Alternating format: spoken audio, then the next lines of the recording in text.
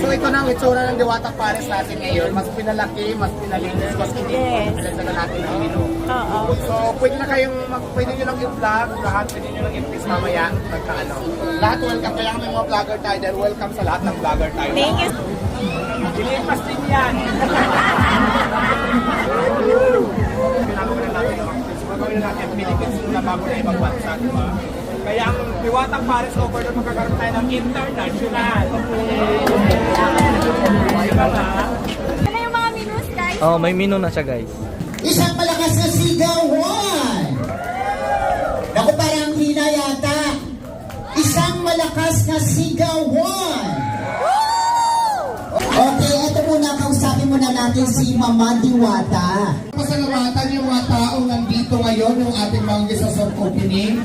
Kaya naman dapat mayroon tayo ngayon mga special guest na darating. Kaya lang,